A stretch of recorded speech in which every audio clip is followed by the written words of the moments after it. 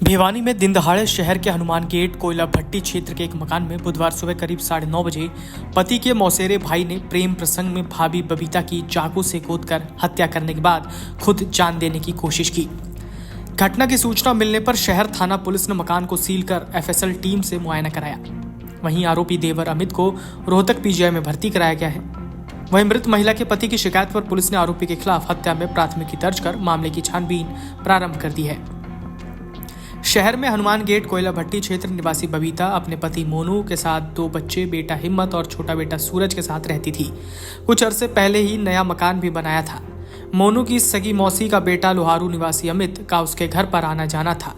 अमित भी उनके घर के पास ही अलग रहता था। महिला बबीता दिनोद गेट स्थित एक निजी अस्पताल में बतौर सफाई कर्मचारी काम करती थी। मंगलवार रात की शिफ्ट में उसकी ड्यूटी थी। ड्यूटी के बाद बुधवार सुबह करीब 8:30 बजे घर पहुंची थी। उसके घर पर पहले से ही अमित मौजूद था। किसी बात को लेकर दोनों के बीच कहासुनी हुई। विवाद इतना बढ़ गया कि आरोपी अमित ने बेड पर बैठी बबीता पर चाकू से ताबड़तोड़ वार करना शुरू कर दिए। खून से लथपथ महिला मदद के लिए चिल्लाती रही।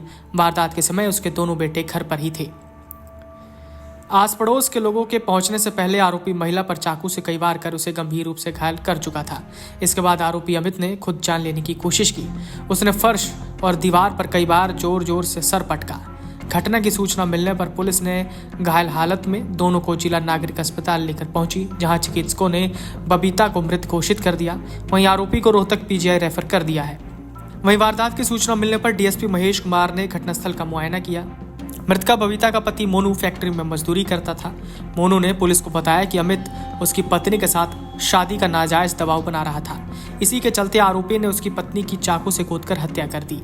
पापा जल्दी घर आ जाओ, मीतू चाचा मम्मी से झगड़ा कर रहे हैं। ये फरियाद उन मासूम बच्चों की अपने पिता से फोन पर थी, जिन्होंने अपनी मां का बेरहमी से अपनी आंखों के सामने कत्ल होते देखा। वारदात के दौरान आरोपी जब बेड पर बैठी बबीता पर ताबड़तोड़ चाकू से हमला कर रहा था, तो उसके दोनों बेटे हिम्मत और सूरज बेबस आंखों से ये मंजर देखकर फफक पड़े। महिला बबीता भी मदद के लिए चिल्लाती रही, लेकिन आसपास के लोगों के पहुंचने से पहले ही वो हमेशा के लिए खामोश हो गई थी। खून से लथपथ जमीन पर पड़ी थी। पति मोनू जब तक घर पहुंचा उसकी गृहस्थी उजड़ चुकी थी।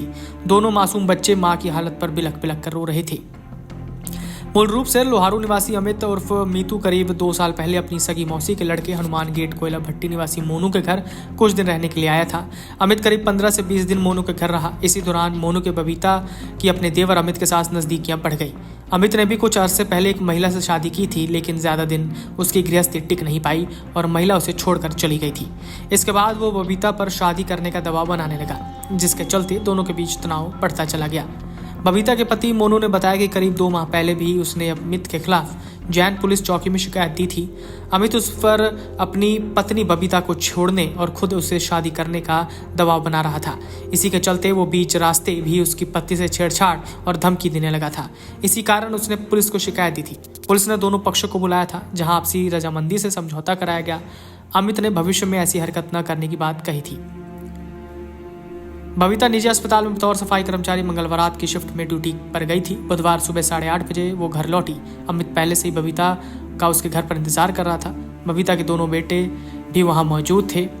बबीता जैसे ही घर आई, अमित उससे झगड़ा करने लगा। इसी दौरान दोनों बच्चों ने पिता को कॉल कर मीतू चाचा और मम्मी के बीच झगड़े की जानकारी दी। Video desk अमरुजाला.com। अगर आप ये वीडियो YouTube पर देख रहे हैं तो हमारे चैनल को सब्सक्राइब कर बेल आइकन दबाएं और Facebook पर देख रहे हैं तो हमारे पेज को लाइक करें।